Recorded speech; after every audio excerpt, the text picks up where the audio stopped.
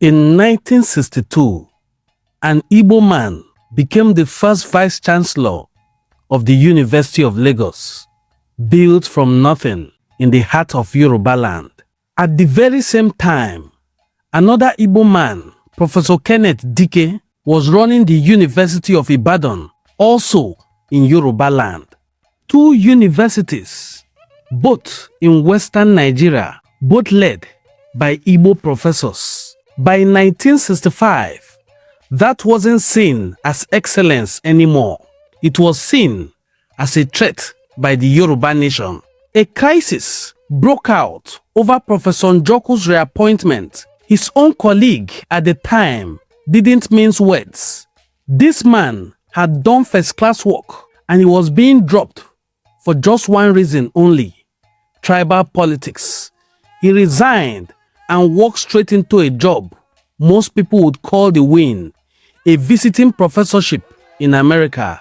This is the story of the man who built Nigerian education twice and refused to let one country's tribalism be the end of his contributions in the academic world.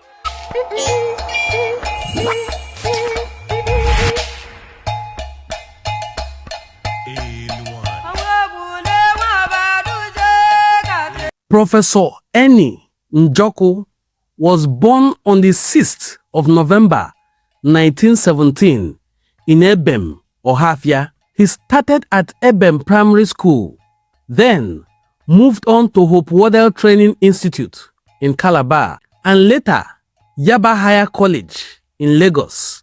The same missionary-rooted education pipeline that shaped a generation of Nigeria's earliest scholars. Then he crossed the Atlantic Ocean.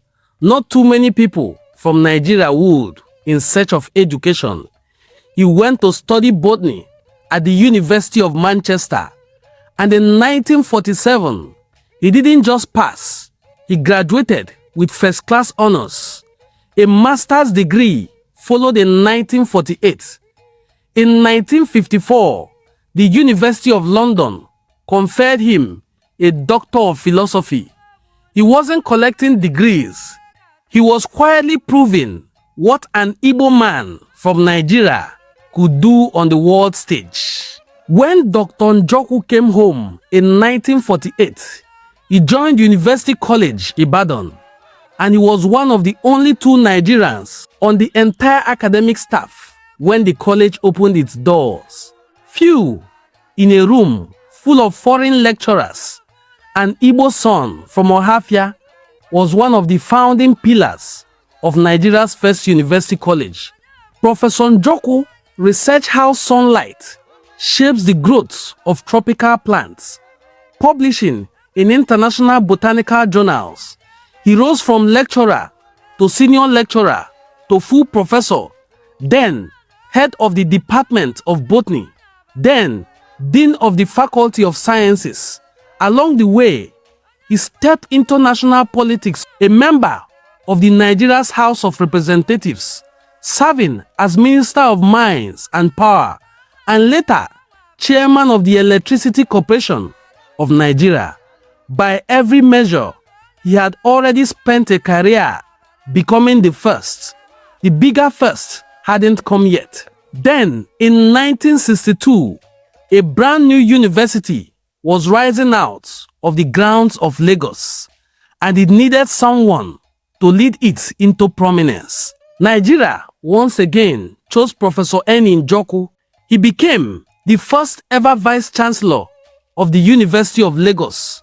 The renowned scholar Sir Eric Ashby called him one of the most eminent of Nigerians, praising what he described as his enlightened leadership at UNILAG.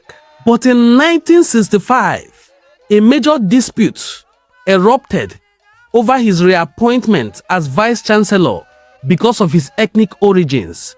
Njoku resigned. And here is where most stories like this one end. A respected scholar pushed out, taking the graceful exit. But no, he accepted a visiting professorship at Michigan State University in the United States. A soft landing an ocean away from the controversy in Nigeria and her ethnic politics. He didn't stay in America for too long. In 1966, Njoku accepted the appointment as Vice-Chancellor of University of Nigeria, Nsukka. UNN had been founded by Dr. Nnamdi Azikiwe in 1955 as the first indigenous American-style university in the whole of West Africa, modeled on Michigan State University's curriculum, and its first two vice-chancellors, George Marion Johnson and Glenn L. Taggart, were both American academics tied to that founding partnership. Njoku became the first Nigerian ever to hold the post. So, by 1966, the man had done something no one else in the country could claim: built a Nigerian university from its very foundation, and being trusted to become the first Nigerian to lead a second one. He couldn't have known it yet, but he had just walked back into the exact region about to become the center of a genocidal war. In 1967, war broke out, and the University of Nigeria sat inside the newly declared Biafra. It was renamed the University of Biafra. Njoku had a passport, international standing, a reputation across the world, and a standing invitation to a comfortable life in America. But no, once again, he stayed in Biafra land. He served as an advisor and administrator inside Biafra throughout the war, and carried the predicament of his people all around the world, leading Biafran delegations to ad hoc constitutional conferences in Lagos in 1966 and to the OAU-sponsored peace talks in Niamey and Addis Ababa in 1968. He wasn't a soldier, he was something more. He was something the war needed just as badly: a voice, pressing again and again for a peaceful end to the bloodshed.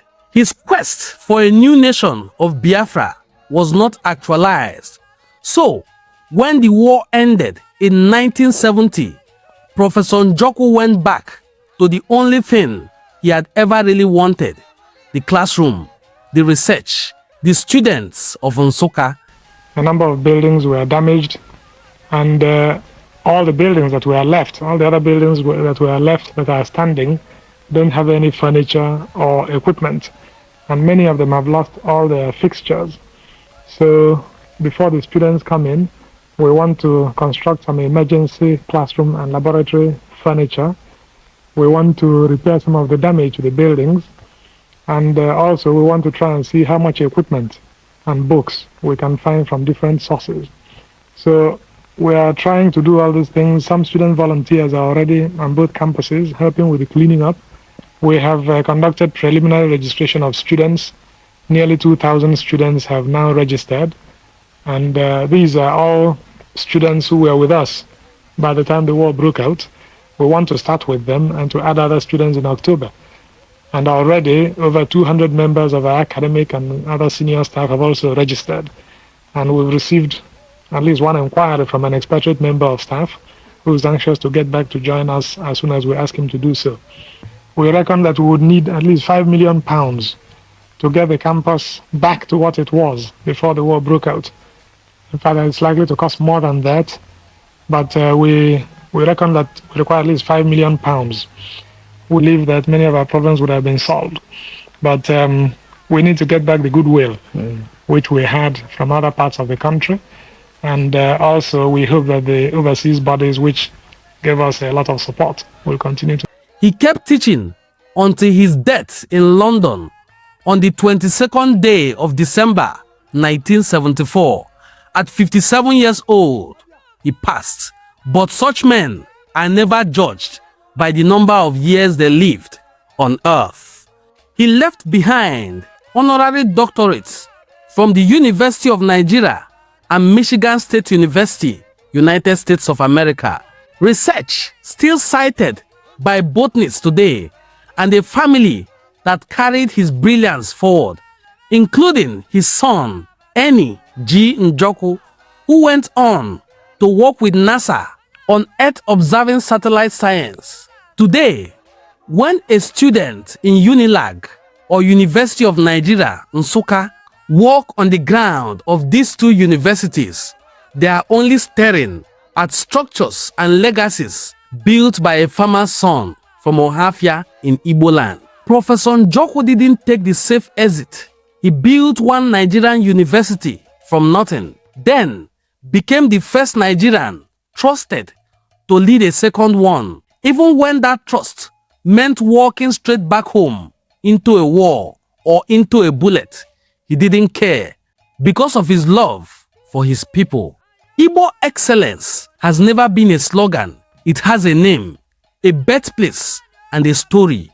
And one of the finest chapters belongs to a man who, when he had every reason to stay away, chose to go back home and live or die with his own people. If you enjoyed watching this beautiful documentary about the sacrifices, life, and extraordinary achievements of Professor Eni Njoku, kindly hit the subscribe button. My name, once again, is Prince Onwadenem Ngozi Chukwuka Fortune, and I will see you in my subsequent videos. Thanks for supporting Enu Cultural Forum. Please leave a comment down below and share this video massively to your audiences. I will see you in my subsequent videos. Bye-bye.